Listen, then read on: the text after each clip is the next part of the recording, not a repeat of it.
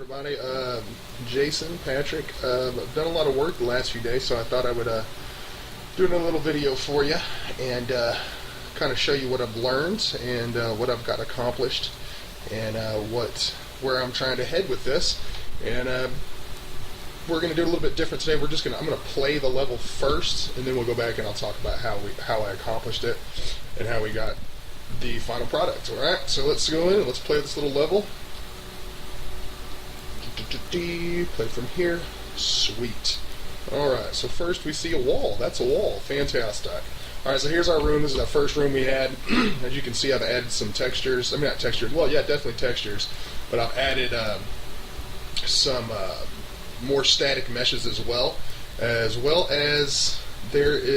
using only the lights that are the static meshes. I figured out how to get them to actually emit light instead of having to have a fake light or a computer generated, well, a light that's invisible inside the room to generate light. So now all the light's coming from the actual lights. They are using light mass, so you get the real dynamic lights.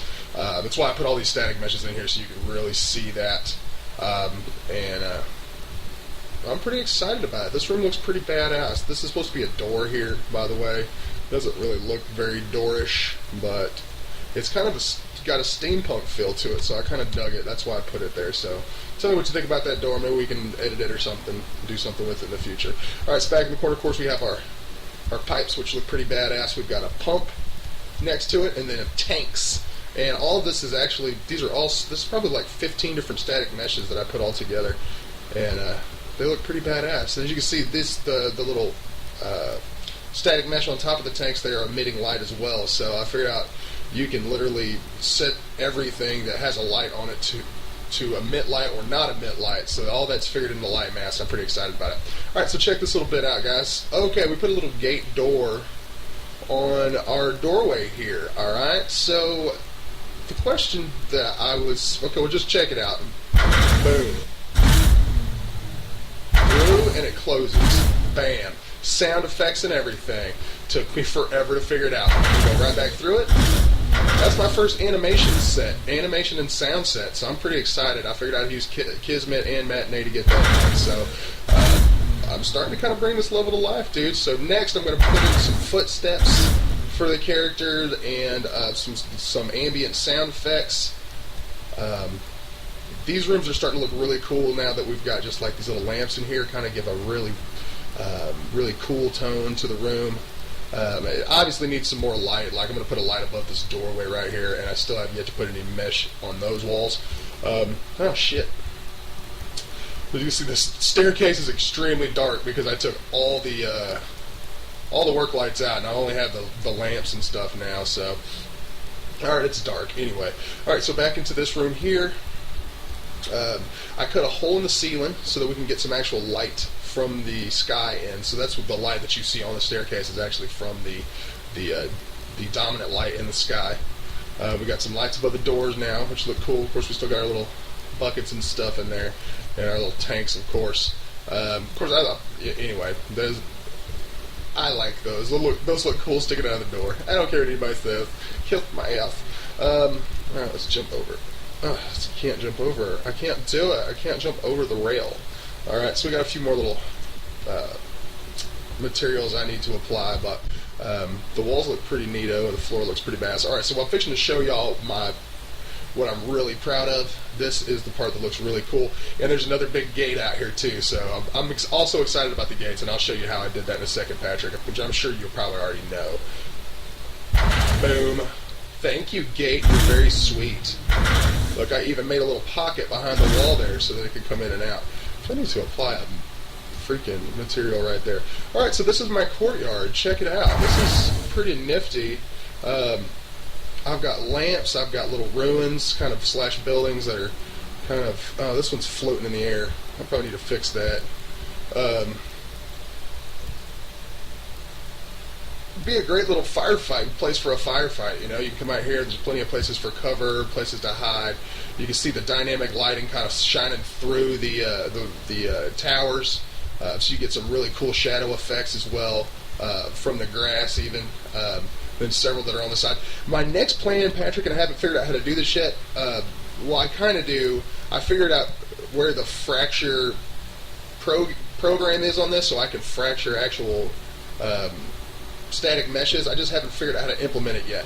So my plan is, what I would like is, when I come out of the gate here, what we're going to do is I want to do a little cut scene with Matinee and have the ground shake and one of the towers literally fall over and then shatter on the ground. We'll get like a big noise and shit like that, and, you know, and there'll be some bad guys come running out somewhere who want to whip our ass. So that's pretty much it for the level. But I mean, it took me a while, and I mean, I've really been working on some of the stuff. So and the lamps, I built those lamps. That's two meshes right there. It's a pole, and then of course the same lamps. We got some grass and some rocks and stuff around, and then of course here's the end of the world. And I'm going to build a large house right here. That's my next project. It's a big ass house right here.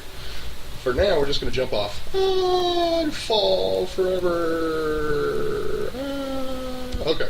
All right. So back in the little world, real quick. I just want to show you a couple things, real quick, and then I'll move on because I'm sleepy. I'm going to take a nap before I go to work.